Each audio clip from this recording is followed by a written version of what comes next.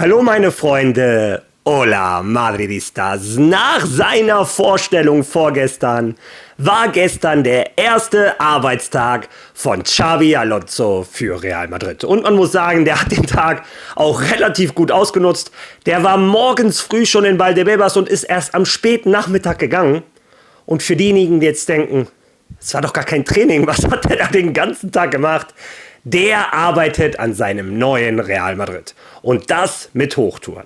Denn was bei Real Madrid gerade abgeht, gab es seit 16 Jahren nicht mehr. Allein in dieser Woche soll es noch zu etlichen Vertragsabschlüssen kommen mit neuen Spielern. Was da los ist, erzähle ich euch natürlich in dem Video.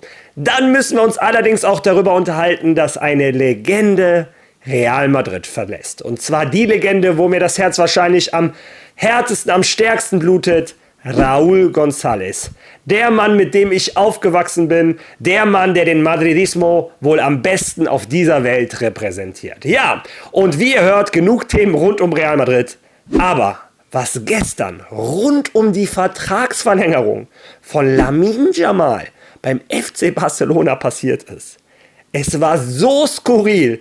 Ich muss es einfach mit euch besprechen. Wie gesagt, ich warne euch am Ende des Videos auch vor. Für die Madridistas, die sagen, über den FC Barcelona möchte ich nichts hören, die können das Video dann ausmachen. Für die anderen kann ich euch versprechen, es wird sehr interessant. Allgemein freue ich mich auf dieses Video und euch wünsche ich viel Spaß dabei.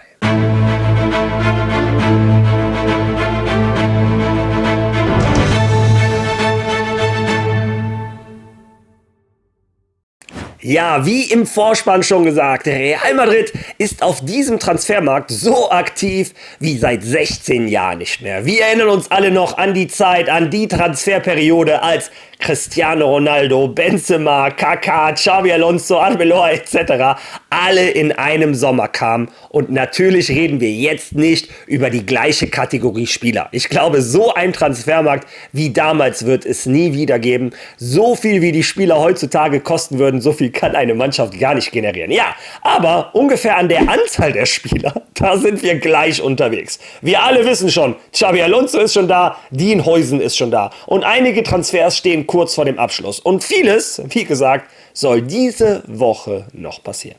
Hören wir uns dazu mal Koppe an, was die Informationen vom Radiosender sind.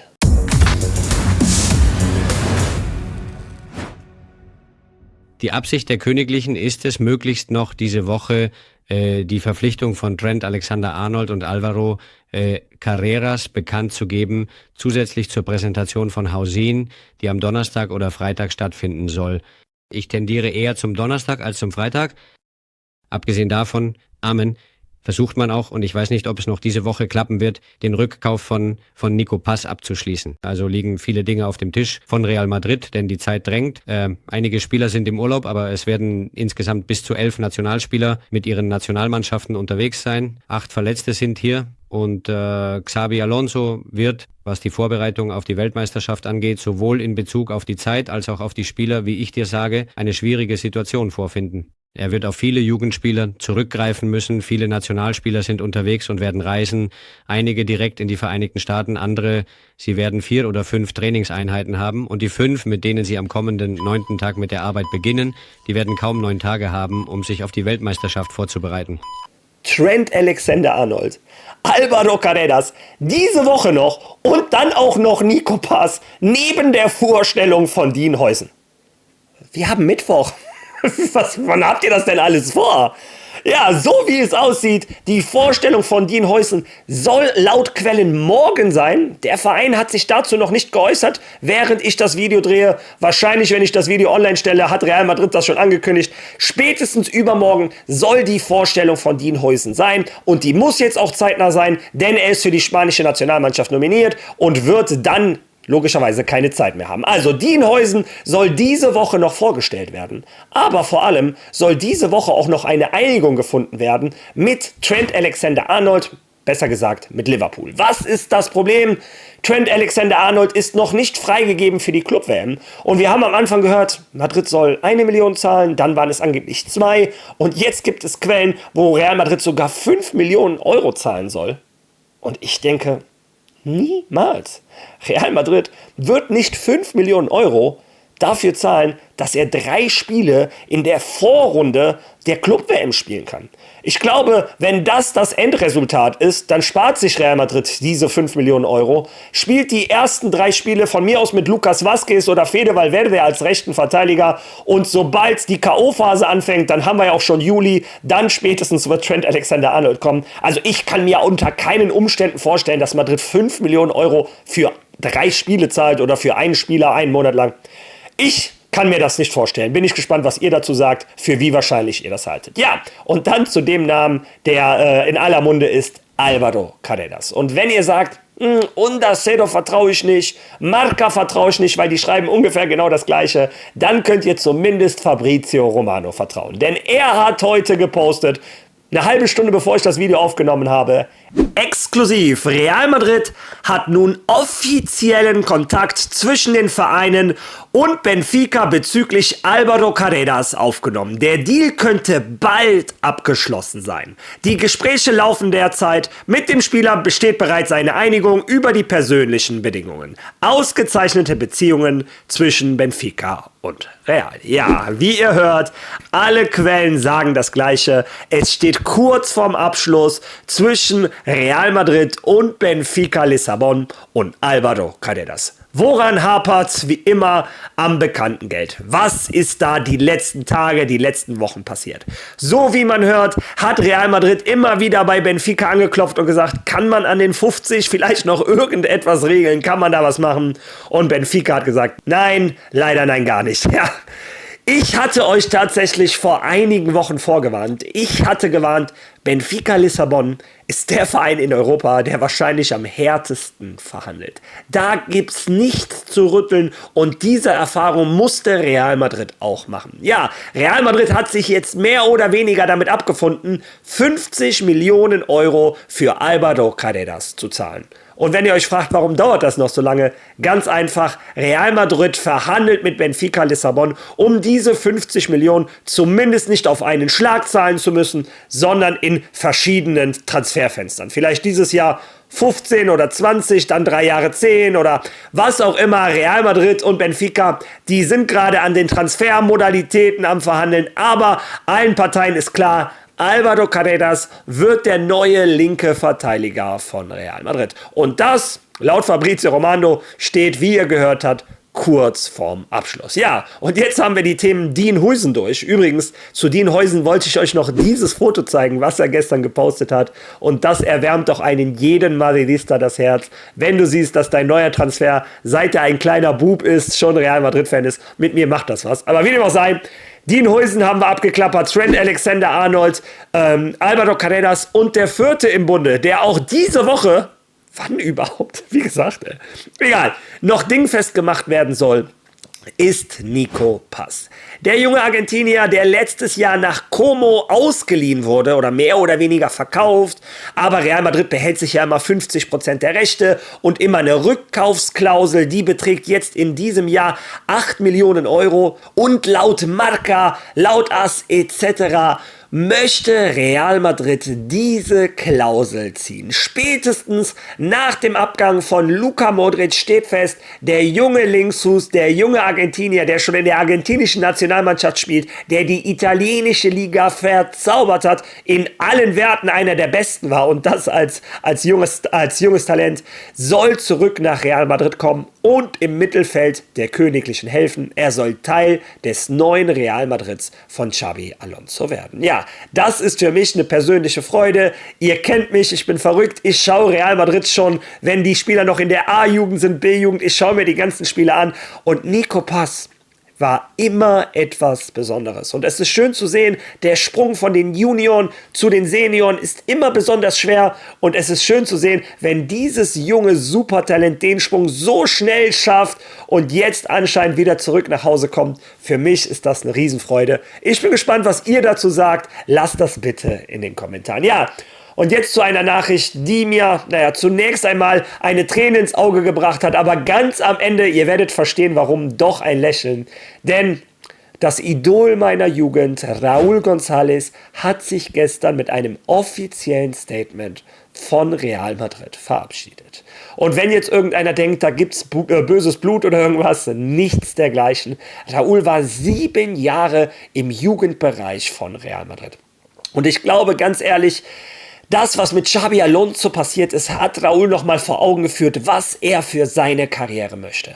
Raúl hat gesehen, wenn du irgendwann der Trainer von Real Madrid sein willst, kannst du nicht nur in der Jugendabteilung von Madrid arbeiten. Du musst den Weg, den Xabi Alonso gegangen ist, gehen. Du musst in den Seniorenbereich, musst deine Erfahrungen sammeln, musst erfolgreich sein, musst ein gutes Trainerkonzept entwickeln, um dir deine Sporen zu verdienen und irgendwann zurück nach Real Madrid zu kommen. Aber anstatt mir zuzuhören, hören wir uns zunächst einmal die Worte von Raúl an. Heute habe ich Real Madrid meine Entscheidung mitgeteilt, meine Zeit im Dienst des Clubs zu beenden. Es waren 7 Saisons, in denen ich die große Leidenschaft genießen durfte, die ich seit meiner Kindheit für den Fußball habe. Ich bin mir sicher, dass mich diese Jahre sowohl beruflich als auch persönlich haben wachsen lassen. Ich danke dem Verein meines Lebens für die Chance, die er mir all die Jahre gegeben hat. Und ich möchte allen Mitarbeitern dieses Hauses und allen, die Teil von Real Madrid sind, danken. Denn sie alle haben mir ihre Unterstützung und Zuneigung geschenkt. Und mir geholfen, eine der schönsten Aufgaben dieses Sports auszuüben. Meine Erfahrung und mein Wissen an die Jüngsten zu teilen, um sie als Menschen und als Sportler wachsen zu sehen. Mit Stolz werde ich die Erfolge all der Jungen verfolgen, die ich trainieren durfte. Und sie alle nehmen meine Zuneigung und meinen Dank mit für alles, was sie geleistet haben. Es beginnt nun eine neue Etappe meines Lebens als Trainer außerhalb dieses Clubs. Mit der Überzeugung, dass ich eines Tages zurückkehren werde an den Ort, der immer mein Zuhause sein wird. Vielen Dank an alle. Ala Madrid. Ja, wie gesagt, meine Meinung, das hat er auch selber gesagt, er möchte irgendwann Cheftrainer von Real Madrid werden. Und ganz persönlich, das wäre auch ein kleiner Traum von mir. Ihr kennt meine Meinung, von mir aus soll Xabi Alonso wie Ferguson sein, so erfolgreich wie es geht, so lange wie möglich Trainer. Aber wenn ihn irgendwann einer ablösen muss, wenn es nach mir geht, Raúl González, wenn er sich natürlich vorher als Trainer auch bewiesen hat. Also spätestens im Thema Aura braucht er sich vor Zidane oder Xabi Alonso nicht zu verstecken. Für mich, wie gesagt, Raúl sogar der Spieler, der den Madridismo am besten repräsentiert. Ich drücke ihm alle Daumen und hoffe, dass er eine Zukunft bei Real Madrid hat, dass er jetzt erfolgreich ist und wie gesagt, irgendwann wieder zurückkommt in sein Zuhause. Wäre eine Riesenfreude. Ja, wie dem auch sei, ganz viele Themen rund um Real Madrid, hektische Wochen, unglaubliche Wochen, so viele Transfers in einer Woche, das gab es, glaube ich, wie gesagt, noch nie, zumindest seit 2009 nicht mehr, absolut verrückt. Ja, und für die Madridistas, die jetzt sagen, mit dem FC Barcelona möchte ich nichts zu tun haben, dann könnt ihr jetzt das Video tatsächlich ausmachen. Danke, dass ihr bis dahin da wart. Aber für die andere startet jetzt ein wilder Ritt. Denn Lamine Yamal hat gestern seinen Vertrag beim FC Barcelona unterschrieben. Er steht kurz vor seinem 18. Geburtstag und sollte seinen ersten offiziellen Profivertrag bekommen. Und seien wir mal ganz ehrlich, den hat er sich auch mehr als verdient. Ja, und sein Berater, Jorge Mendes, ist nicht dafür bekannt, schüchtern zu sein. Und laut Quellen sollte er für Lamine Yamal zwischen 20 und 25 Millionen Euro netto verlangt haben. Und ganz ehrlich, viele haben sich die Hände über den Kopf zusammengefaltet. Und jetzt sage ich etwas, was sehr unpopulär ist. Ich bin der Meinung, wenn ein Spieler beim FC Barcelona so eine Summe verdient hätte, dann wäre es Lamine Yamal. Dieser Junge ist die Zukunft des Vereins. Dieser Junge ist der irgendwann die dicken Werbeverträge nach Barcelona bringen wird. Das ist der Unterschiedsspieler vom FC Barcelona. Also hätte der FC Barcelona von Anfang an kommuniziert, wir werden Lamine 20 Millionen Euro netto zahlen, hätten sich viele an den Kopf gefasst, aber ich wäre einer der gesagt hätte, hat er sich verdient. Also ich glaube, dem Jungen steht eine glorreiche Zukunft bevor. Lieber an so einen das Geld geben, als an einen Ansu Fati, den die zu früh gepusht haben, etc. Aber wie dem auch sei. Tatsächlich ist, der FC Barcelona hat in den Medien verlauten lassen, Lamine Yamal wird 8 Millionen Euro netto verdienen. Also deutlich weniger als das, was Jorge Mendes verlangt hat. Und ich habe mir gedacht, wie kann das sein? Wie soll das gehen? Wir wissen doch alle, ein Paris Saint-Germain, ein Manchester City, die hätten dem Jungen wahrscheinlich 30, 40 Millionen netto gegeben, wenn die den ohne Transfersumme kriegen könnten, weil der 18 wird. ja, ich war total überrascht. Und wenn ich ehrlich bin, ich war nicht nur überrascht, ich war sehr skeptisch. Ich weiß, wie der FC Barcelona unter Joan Laporta funktioniert. Ich weiß, dass er die Presse da in der Hand hat, dass die Presse zumindest das schreibt, was er gerne lesen möchte. Ja, und dann ist Folgendes passiert. Gestern erschien zunächst einmal der Vater von Lamine Yamal bei der Vertragsunterschrift. Wir wissen, der Junge ist erst 17, also der Erziehungsberechtigte war da. Und schaut euch erst einmal an, wie der Vater von Lamine Yamal aufgetreten ist.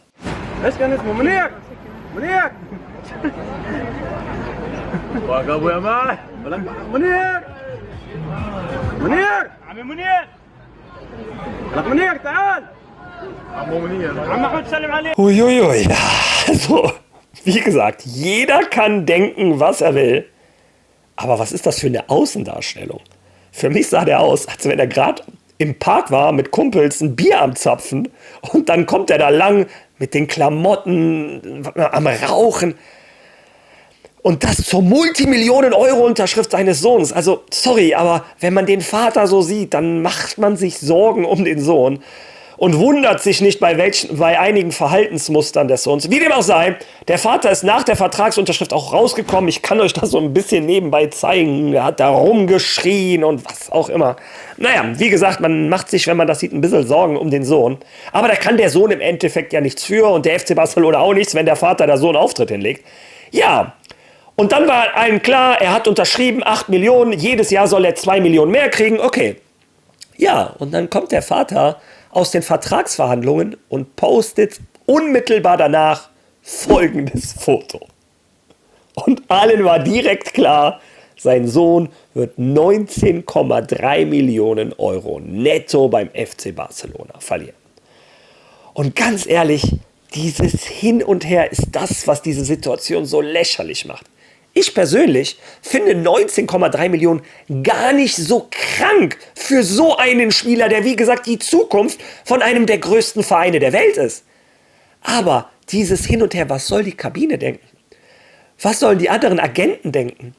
Dass die alle verarscht wurden vom FC Barcelona. Und vor allem der FC Barcelona hat versucht, das noch zu retten. Joan Laporta hat so einen Lieblingsjournalisten, der immer die Informationen zusteckt. Der war gestern im Chiringuito und der hat tatsächlich versucht, diese Situation zu retten. Und hört euch mal an, wie. Glaubst du das oder glaubst du das nicht? Ich bin total baff, Josep, und ich werde später noch eine andere Rechnung an der Tafel vorschlagen. Wenn ihr wollt, schlage ich sie später vor. Aber hört zu, ich konnte mit Munir sprechen, das kann ich sagen. Ich habe vor der Sendung einen Videoanruf gemacht und er lacht sich natürlich kaputt. Er lacht, weil er sieht, was er ausgelöst hat und das findet er sehr amüsant. Offensichtlich ist Lamine nicht bei diesem Gehalt. Er ist bei dem, was wir gestern erzählt haben, was heute auch andere Kollegen bestätigt haben, ohne es zu nennen. Welche Bedeutung hat das? Ich glaube, das interessiert uns. Welche Nummer trägt Lamine? 19. Und das Komma 3? Wie viele Titel gewinnt er dieses Jahr? Und das Komma? Nun, das ist egal. Das Komma. Welche Nummer trägt Lamine und wie viele Titel gewinnt er dieses Jahr? Nein, das ist das Beste, was ihm auf die Schnelle eingefallen ist, dass er die 19 und 3 Titel diese Saison geholt hat. Absolut peinlich. Spätestens nach dieser Aufnahme wusste ich, Scheiße, das ist wirklich das Gehalt von Lamine Yamal. Und der Vater ist auch der Typ Mensch, der sich mit so Geld brüsten würde und sowas posten würde. Also, ein absolutes Theater rund um die Vertragsverlängerung von Lamine Yamal. Sein Vater lässt den FC Barcelona mit runtergelassenen Hosen. Und das ist genau das Problem, was ich meine. Wenn ein Joan Laporta von Anfang an mit offenen Karten spielt und sagt, der Junge wird 20 Millionen Euro netto verdienen, das ist das FC Barcelona von Lamine Yamal, dann ist das alles kein Problem. Dann kann der Berater von Rafinha kommen, von Pedri, was auch immer, und der sagt denen, ja Leute, ihr seid super, aber Lamine Yamal ist der Spieler vom FC Barcelona Nummer 1. Aber so steht dem FC Barcelona wieder Unruhe im Haus. Und ich bin gespannt, wie das in den nächsten Wochen sich entwickelt. Ja, wie dem auch sei, das war mein Endwort zu diesem Video. Ich bin gespannt, was ihr zu diesem Video zu sagen habt. Was sagt ihr rund um diese ganzen Transfersaga rund um Real Madrid? Absolut verrückt. Und was sagt ihr zu der Aktion vom Vater von Lamine Yamal? Ich bin gespannt. Lasst das bitte in den Kommentaren. Wenn ihr schon mal da seid, liken, teilen, followen. Ihr wisst, wie YouTube funktioniert. Und ich bin immer noch auf der Jagd der größte deutschsprachige Real Madrid-YouTuber zu sein. Und ich bin verdammt nah dran. Also unterstützt mich und wir sehen uns morgen. Bis dahin. A la Madrid!